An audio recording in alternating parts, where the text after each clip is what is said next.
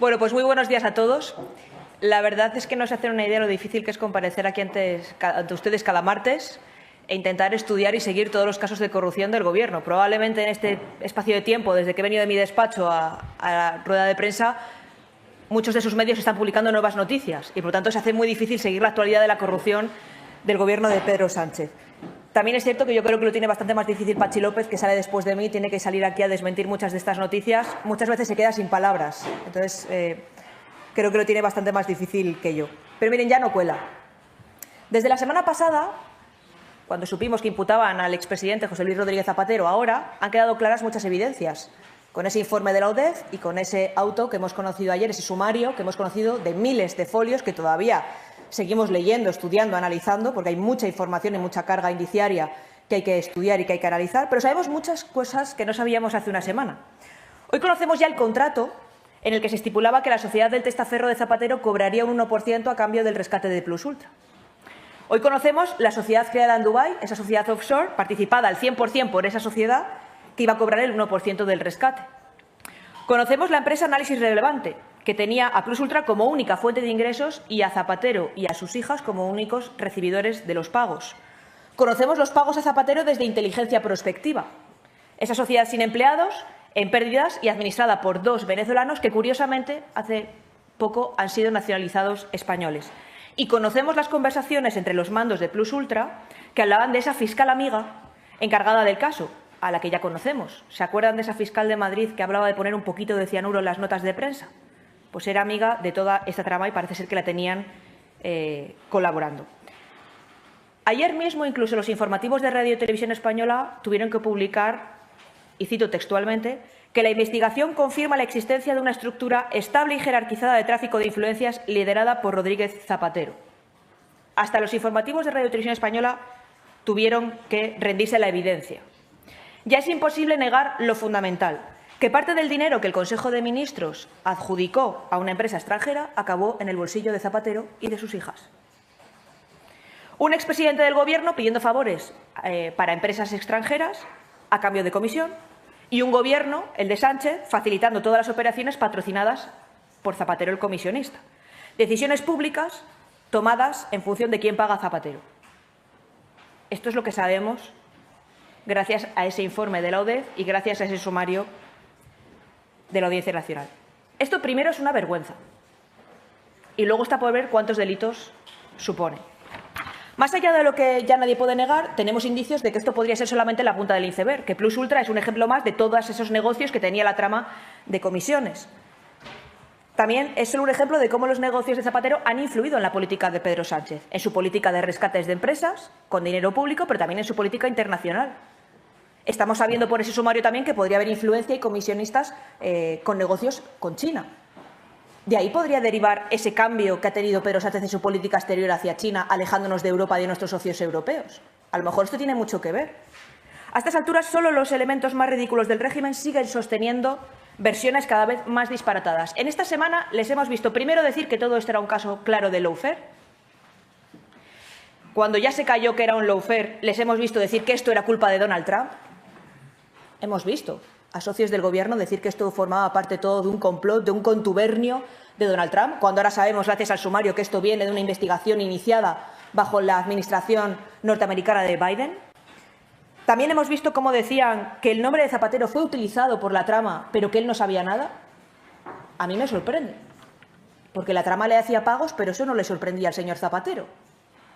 Entonces, eso de que utilizaban su nombre parece que se ha caído. Y ya la última del día es que Zapatero no tiene nada que ver con el Gobierno. Esa es la que están utilizando hoy, la sincronizada.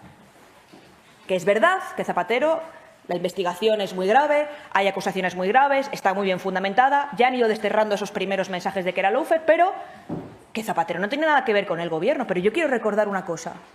Si en 2023 hubiera sido investido presidente del Gobierno el que ganó las elecciones, es decir, el señor Núñez Feijóo, hoy Zapatero no estaría imputado, porque no podría haber cometido todos los delitos que ha hecho en connivencia con el Gobierno de España. Luego, esos que intentan decir que Zapatero no tiene nada que ver con Sánchez, cuando es el faro intelectual del Partido Socialista, cuando es su telonero principal en los mítines, le hemos visto por toda España, en fin. Esto me lleva a una conclusión. Zapatero se nos vendió, y él mismo se vendió ante los españoles como si fuera Bambi. Y en realidad era un zorro, que era como le conocían sus compañeros de la trama. Zapatero se nos vendió como que era la persona del talante, dialogante, de los negocios, de negociar. Durante años le hemos visto dar lecciones de moral a todo el mundo. Quién era buena y mala persona, quién era feminista y quién no lo era, quién estaba en la parte justa de la historia y quién no. Y la realidad es que era todo lo contrario. Era todo lo contrario. Iba por los mítines diciendo que un buen socialista tenía poco y daba todo. Y estamos viendo recibir cientos de miles de euros, millones, habla el sumario, de empresas que no tenían trabajos, que solo le pagaban a él y que él dice que no tenía ningún contacto con ellos a pesar de que recibía los pagos. No era Bambi, era un zorro. Pero es que ayer no tuvimos solamente el informe y el sumario. Es que ayer también salió el informe de la UCO sobre la mujer del presidente del Gobierno. Claro, es curioso, ¿no? Todas las cosas que se dijeron. A primera hora, la sincronizada empezó a decir que el informe decía lo que no decía, que es que exoneraba completamente a la mujer del presidente del Gobierno. A primera hora ya se empezó a filtrar en algunos medios que el informe no decía absolutamente nada de esto. Pero no es cierto. Yo he traído aquí las páginas 7 y 153 del informe de la UCO. Esto para que nos entienda la gente. La señora Begoña Gómez le pide a unas empresas que hagan un software para su cátedra en la Universidad Complutense de Madrid. Un software que paga la Universidad Complutense de Madrid, pero que Begoña Gómez registra a su nombre, no al de quien paga, a su nombre. En una cuenta que, por cierto, es partícipe y cotitular el señor Sánchez.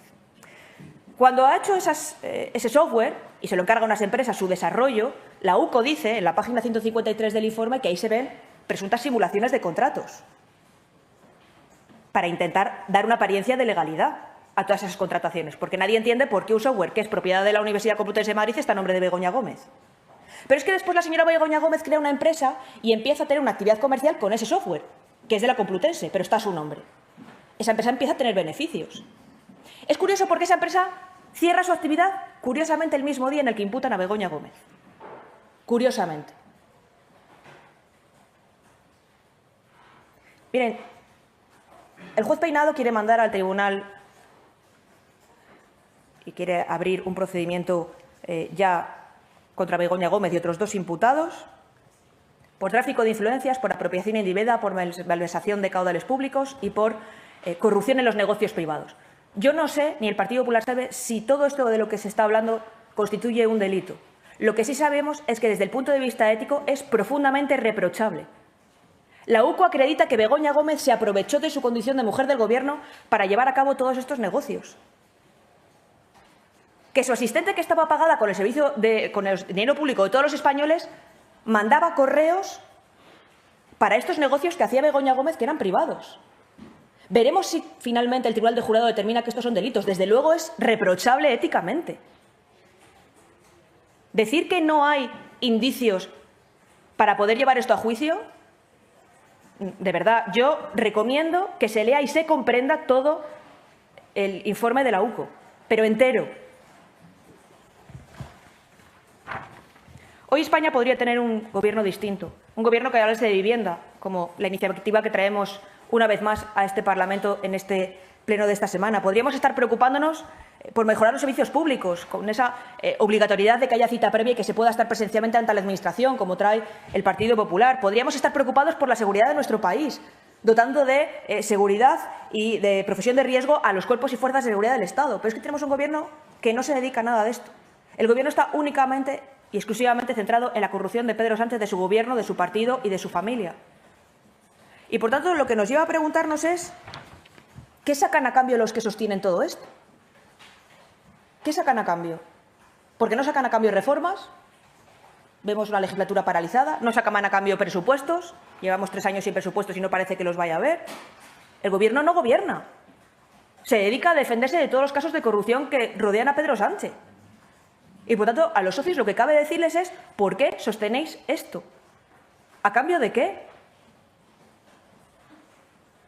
Claro, yo escucho a los socios decir, no, es que lo que está por venir es peor. Oiga, lo que está por venir ya gobierna en el 70% de las comunidades autónomas de España. Y van mejor que las comunidades donde gobierna el PSOE.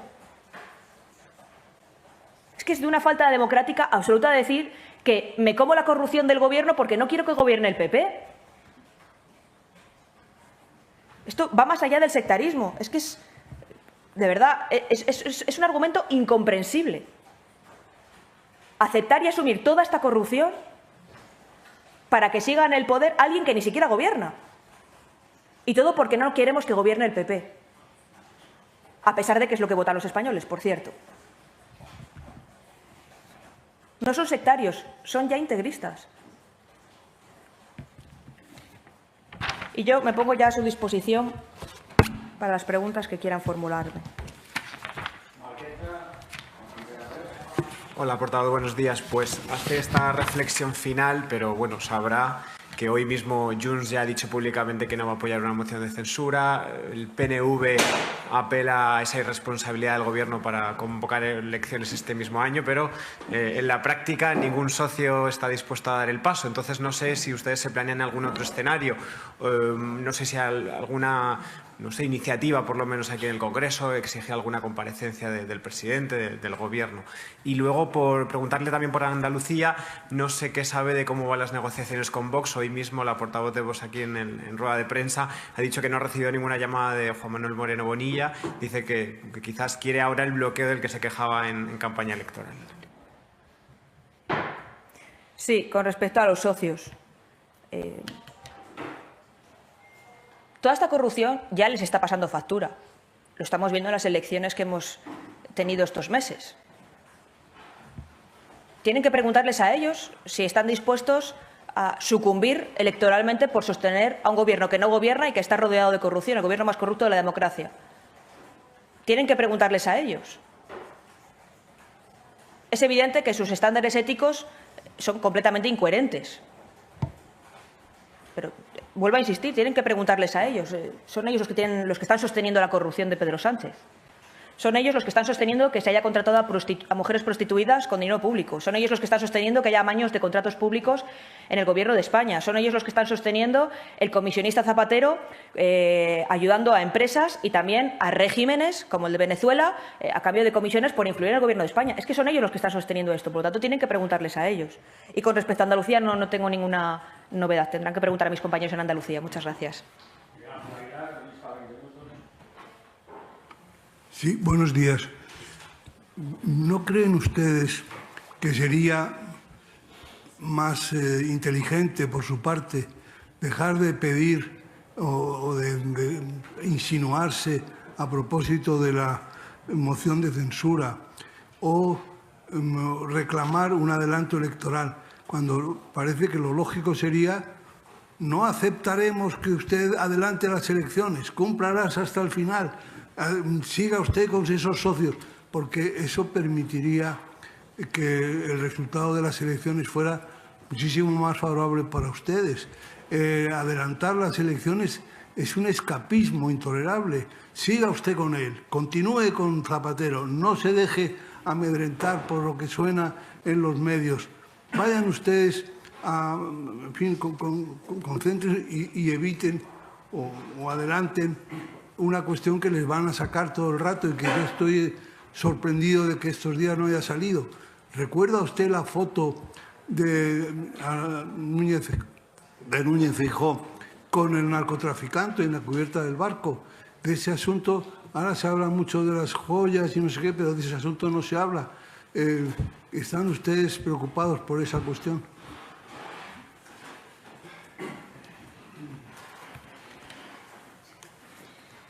El problema es que los estándares del Partido Popular no son los de la izquierda. Probablemente nos vendría mucho mejor dejar que Sánchez agote la legislatura y que esté completamente rodeado ya de corrupción. Pero lo importante no es que es mejor para el Partido Popular, es que es mejor para España. Y es evidente que la imagen internacional de nuestro país, con todas estas portadas continuas en los principales medios europeos e internacionales, no es bueno para España. No es bueno para los españoles llevar 3 años sin presupuestos. No es bueno para España todo lo que está haciendo el Gobierno de Pedro Sánchez.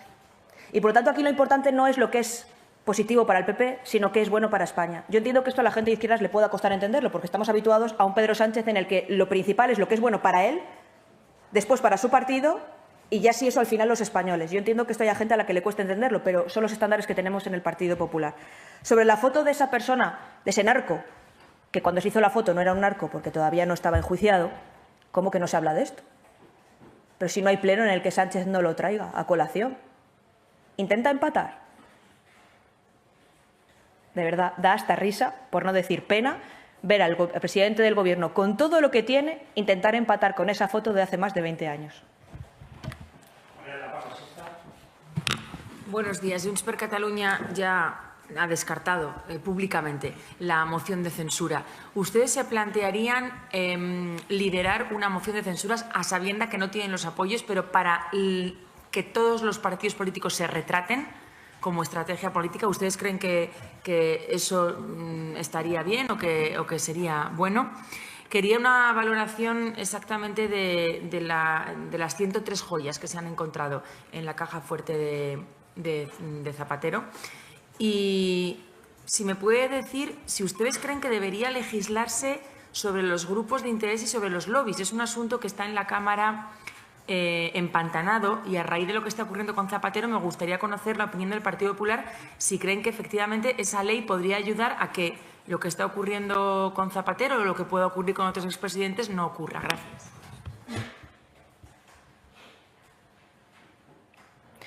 Con respecto a Junts y que nosotros presentemos una moción de censura para que se retraten, ya se están retratando. ¿Qué más retrato queremos? Están apoyando a un gobierno corrupto.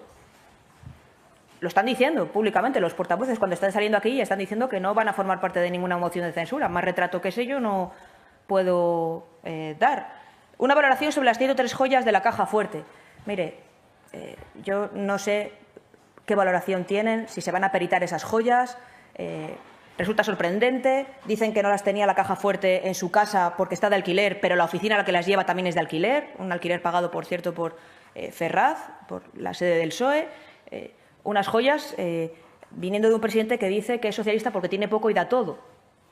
Y un presidente que se ha hecho histórico por decir que su familia era muy humilde, pero que esto forma parte de una herencia que ha recibido. No sé, en fin, lo tendrá que explicar él ante el juzgado. Creo que ha pedido el señor Zapatero, su representación legal, que se aplace esa vista para el día 9.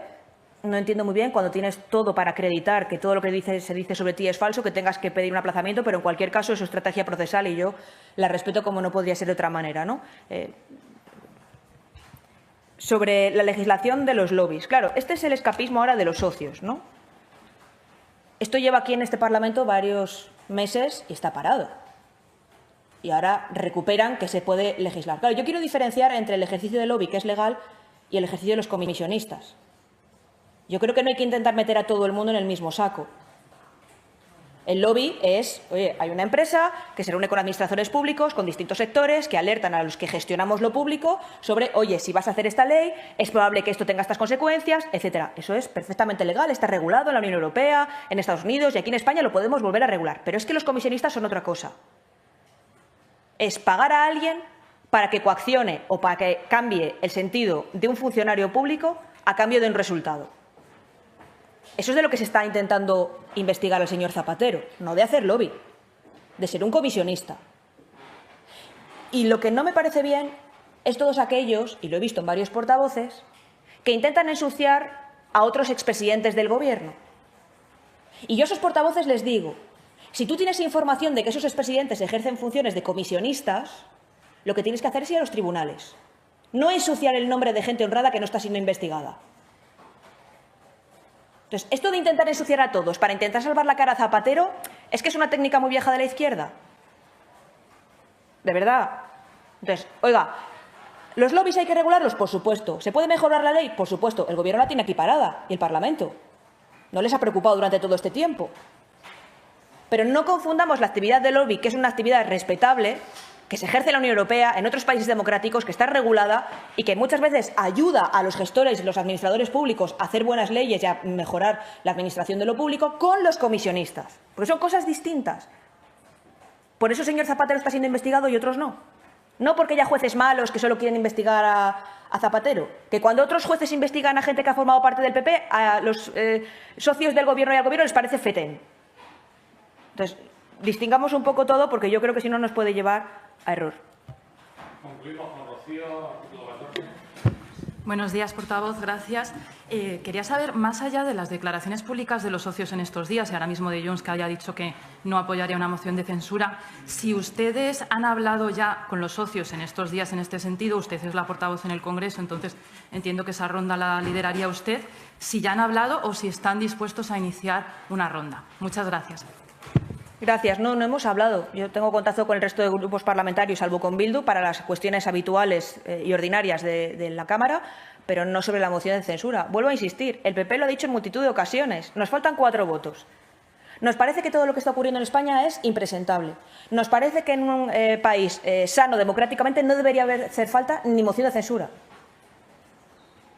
Lo que nos parece es que un Gobierno que no gobierna, que no trae presupuestos, que no trae reformas legislativas, que es incapaz de dar respuesta a los problemas reales de los españoles y que, además, está rodeado de corrupción. No solamente el Gobierno, sino también el partido del presidente del Gobierno y la familia del presidente del Gobierno. Lo lógico es que aquí hubiese actuaciones. Nosotros lo hemos dicho públicamente y los socios están saliendo ante todos ustedes a decir que prefieren sostener la corrupción de Pedro Sánchez. Entonces, son ellos los que tienen que decidir. Porque lo que no se puede hacer es decir un día Sánchez no puede llegar hasta 2027, como dijo el presidente del PNV, pero luego decir que no vas a hacer nada para que eso sea así. Aitor Esteban ya dijo que no podía llegar al verano y ahora ya dice que no puede llegar a final de año. Yo creo que hay que ser coherente en la vida. Y si es incomprensible que Sánchez llegue, tienes que hacer todo lo posible para que no llegue, dentro de los márgenes de la ley, por supuesto.